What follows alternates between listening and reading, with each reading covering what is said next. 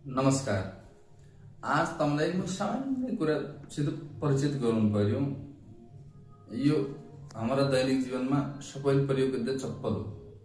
यही चप्पलको मूल्य मुई खटीमा बसोबास बोला यहाँ 100 रुपये पड़न्छ। यो चप्पल समेत हमले हमारे ठौर उत्पादन नहीं कर रखे। यो चप्पल यही चप्पल यहाँ उठे ले जाए हमारा ता कथको पड़न्छ भने 600 रुपये 700 रुपये को तमले किन रखे हो। यानी कि हमले गरेको प्रगति भनेको के हो? महँगाई बढी, स्वदेशी उत्पादनलाई प्राथमिकता दिएन, स्वदेशमा उत्पादन भयो नै प्राथमिकता दिने कुरा आउनु नै। इसा त कयौं चीज छन्, खाली उदाहरण रेखा मात्र चप्पल हो। अब अहिले चुनावको बेला आयो, आप भन्नु पर्यो न हम काम गर्दौं। यही पनि कहाँ झार्दै त हम काम गर्दै होला। काम गर्दै मान्छेले त चुनाव जित्दै मान्छेले त पहिले काम गरिराखेको हो। अब काम गर्ला भन्दा पहिले काम गरिराखेको हो। नतिजा पाछा हुन्छ, काम पहिले गर्दु भने अब यिनकी पर्यो कि पहिले नतिजा दिए पुई काम गर्दा भन्नु पर्यो।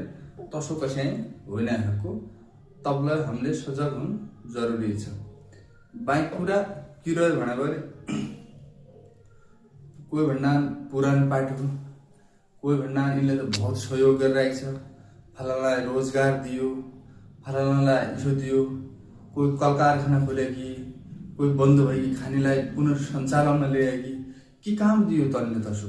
कति नयाँ हामीले फलफूल भाडी बनाइराख्यौँ कि कति हामीले नयाँ तरकारीको क्षेत्र छुट्याइराख्यौँ कि केही नै गरिया त हामीले एकअर्काको आसेपासे भइया मिलाइया मिलजुल हरकार गरिया सबैले नाम भुक्कु परेको कुकुरका मुखना बुझो हाल्दिया तमला गरे भन्छ कि विकास भन्यो तमला निगो मान्ने तमरा आसेपासे लेखाइ गद्दाई लेखाइ राजनीतिमा आया हो तो कदापि नै हो सको। तमला जनताले चिन सकिरहेको छ। तम कसो भन्नुभयो सब जान्दैछ। तब यही पाला तमले जे जति गरेला होड त उथल पुथल हो नि। तबलाई भन्नु पर्यो पुरानालाई हामीले हेरिराख्यौँ। अब एक फेर नयाँलाई पाल्दिनु। पुराना पाहुना त खोइबर के नि एक बेला नयाँ पाहुना खोइ के नि उनलाई खाइदिन हजुर दैलोमा पुगिदिएन भनेर नयाँ पाहुना स्वागत पहिले गरेर पुरानालाई गरिराख्यौँ भन्ने छ मेरो मन छ।